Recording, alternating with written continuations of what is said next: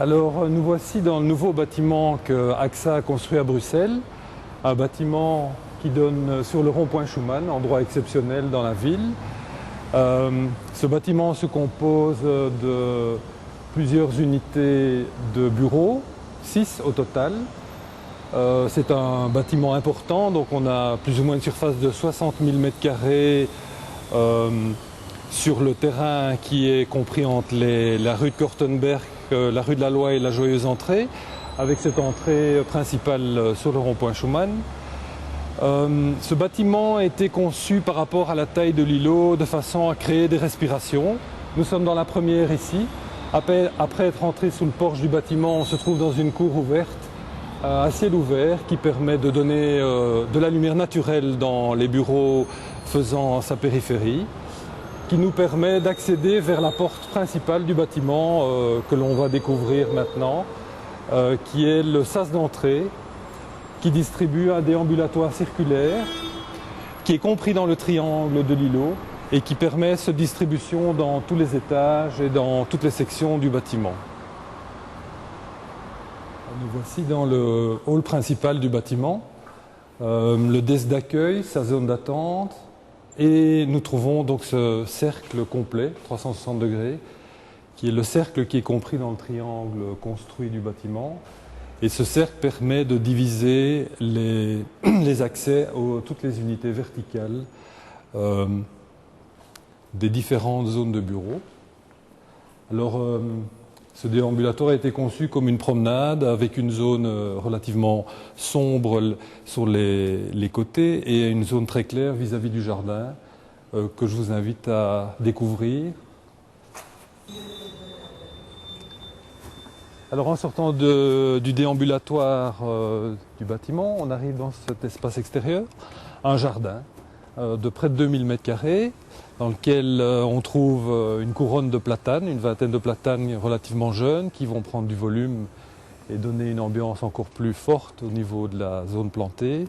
Au pied de ces platanes, une série de buis qui donne une odeur particulière à l'intérieur de cette cour. Et l'espace central recouvert de bois avec des bancs. Les gens peuvent venir s'asseoir. Un côté un peu ludique et créatif dans ce bâtiment de bureau ou d'administration. On se trouve dans un endroit un peu magique où, avec les reflets de la lumière et des différents revêtements, nous permet d'avoir des espèces de trompe-l'œil dans ce grand cylindre. Alors nous allons dire un mot maintenant des options techniques du bâtiment. Donc nous avons premièrement le problème du chauffage qui est indispensable, et nous avons pris l'option bien sûr d'avoir des chaufferies gaz, ce sont des chaudières à condensation. Et vu la répartition du bâtiment en 6 zones locatives ou uniques, nous avons donc 12 chaudières qui sont chaque fois par groupe de 2 par entité. Maintenant tout ça est associable les unes aux autres dans le cas de l'occupation générale du bâtiment par un seul et même occupant.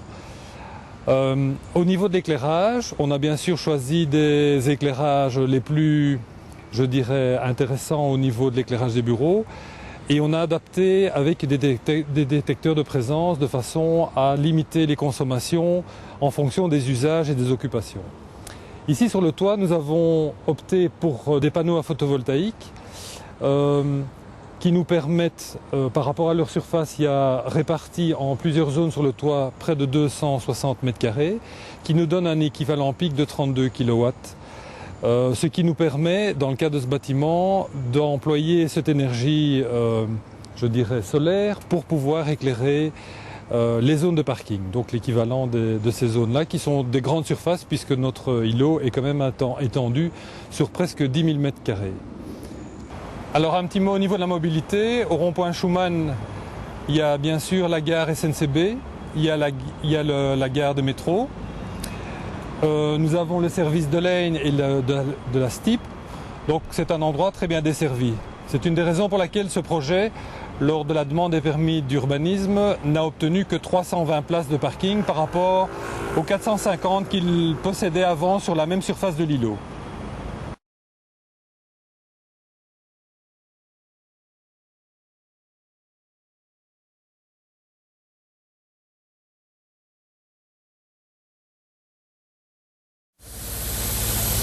Bonjour à tous et bienvenue chez Baxter Alliance Park. Donc Baxter s'implante ici l'année prochaine pour former un nouveau site qui va fusionner les centres de recherche et développement actuellement présents sur Novelle, ainsi que les fonctions européennes de Baxter Sales et Marketing présentes au niveau de Bruxelles. Ce site sera composé de deux bâtiments, appelés bâtiments S1 et S2. S1 pour la partie administrative et les fonctions européennes, et le bâtiment S2 qui sera pour les activités recherche et développement. Ici, nous nous trouvons dans le corridor. Donc, c'est un corridor qui permet de relier les deux bâtiments pour avoir une synergie entre le sales and marketing et la recherche et développement. Maintenant, nous allons pénétrer dans la partie recherche et développement. Donc, c'est ici que vont être testés, qu'on va développer les futurs médicaments de demain. Un bâtiment comme le S1 a une capacité de ventilation de 12 000 m3 par heure. Ici, nous sommes à 68 000 m3 par heure. Et sur la partie laboratoire, nous avons fait notre premier grand investissement de sustainability. Donc au niveau d'extraction, à titre de comparaison, un bâtiment de bureau, c'est 12 000 m3 par heure d'extraction. Ici, nous avons investi pour 60 000 m3 par heure d'extraction dû au laboratoire, les hôtes, les biosafety cabinets et ainsi de suite. L'investissement majeur considérait à choisir des équipements avec une haute efficience énergétique, 90% d'efficience, ce qui nous permet aussi de récupérer l'énergie de l'extraction de nos laboratoires pour préchauffer l'air qui va rentrer dans le bâtiment S2. À ma gauche, la production de froid. Il faut savoir qu'au niveau d'un bâtiment, ce n'est pas chauffer un bâtiment qui est difficile, c'est le refroidir. Donc nous avons une production de froid et la production de froid est vraiment un équipement technique très énergivore.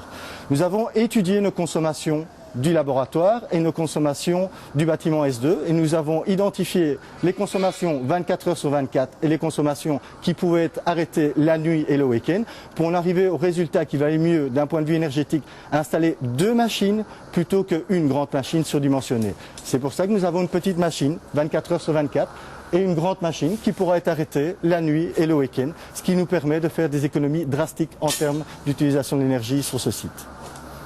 Nous consommons beaucoup moins d'énergie. Pour cela, nous avons investi dans un type de chariot élévateur avec filoguidage qui nous permet de travailler sur des corridors d'1,85 m au lieu de 3,85 m, donc plus de capacité par chambre. Vous avez ici 6 chambres, vous calculez la réduction en termes d'énergie. C'est aussi un des investissements majeurs de Baxter en termes de développement durable. Nous nous trouvons ici sur une des terrasses du bâtiment S1 et je profite du soleil présent en Belgique pour vous parler de nos investissements en termes d'éclairage.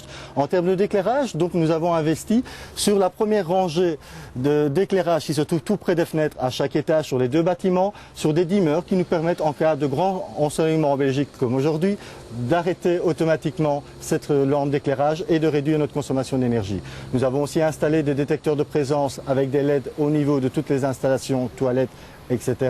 Et au niveau des parkings, des détecteurs de présence, si vous prenez ces trois investissements, nous faisons des réductions d'énergie aussi en termes d'éclairage. Baxter a choisi le parc de l'Alliance parmi 35 candidats. Et si nous avons choisi le parc de l'Alliance, c'est non seulement pour la belle vue que nous avons ici, mais aussi pour certains critères. Un des critères importants pour Baxter était la mobilité.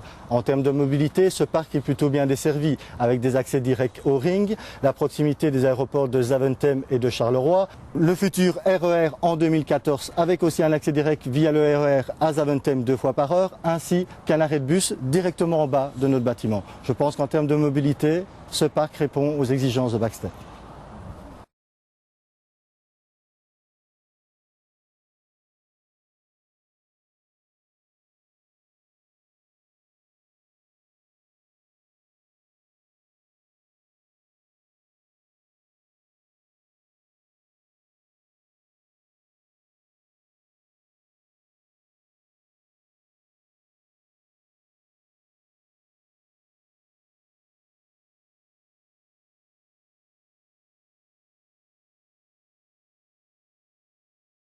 Eh bien, nous nous trouvons ici sur un site de 15 hectares, dont 10 urbanisables, situé sur la commune de Mont-Saint-Guibert, aux confins de 3 communes, Ottigny-Louvain-la-Neuve, Cours-Saint-Étienne, Mont-Saint-Guibert.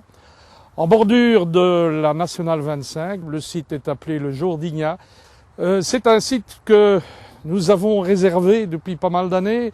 Nous avons été très attentifs à trouver un promoteur qui puisse développer ce très beau site en respectant l'intégration paysagère et surtout aussi en respectant un grand principe en matière de développement durable. Alors c'est quoi le développement durable pour une commune? Ça veut dire de l'éclairage public de faible consommation, des bâtiments basse énergie, une surface qui est un lotissement qui est particulièrement dédié aux piétons, donc présence de trottoirs, égouttage séparatif bien entendu, c'est assez essentiel de nos jours.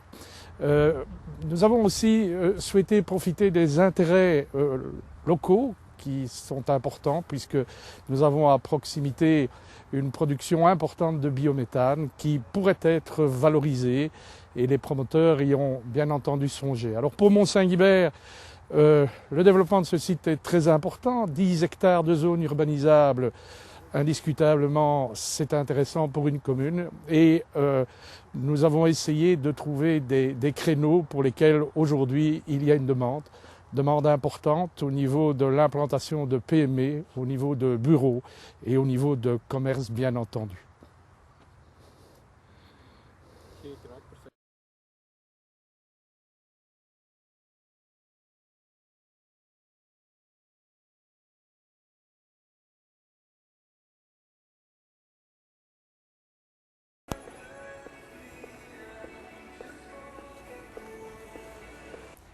We zijn hier momenteel in Brugge, in Bepark, gelegen vlakbij bedrijventerrein Blauwe Toren. Al het water dat we hier krijgen, proberen we in zo ideaal mogelijke omstandigheden te gaan lozen in de waterloop die jullie hiernaast gaan zien. Wat doen we daarvoor? We gaan er natuurlijk voor zorgen dat alle olie en vet wordt gescheiden alvorens we het water gaan dumpen ook. En omdat het ook zo'n grote verharding is, dat hier zoveel water feitelijk wordt gecapteerd, zal ik maar zeggen, gaan we het eerst in een tijdelijk bekken, in een bufferbekken gaan stockeren. En dat bufferbekken gaan we gecontroleerd gaan lozen aan 30 liter per seconde naar die waterloop. Die waterloop zorgt er trouwens voor dat de boeren verderop hun land kunnen gaan besproeien. Niet alleen met het water dat terechtkomt op de parking gaan we iets gaan doen, ook met het water op de daken. Het water op de daken gaan we gaan verzamelen in een groot reservoir van 750.000 liter water. En dat water wordt gebruikt ter bevoorrading van de sprinklerinstallatie en ook als voeding voor de verschillende sanitaire installaties binnen het complex. In het kader van Bepark werd er zeer nauw samengewerkt met de lijn. Speciaal voor Bepark werd er ook een overdekte bushalte aangelegd, zoals jullie hier achter mij kunnen zien. Aan deze bushalte passeren 2 buslijnen. Anderzijds laten we natuurlijk ook de fietsers niet in de kou. Bepark heeft aansluitingen met bekende fietsroutes, als ook 245 overdekte fietsstalplaatsen.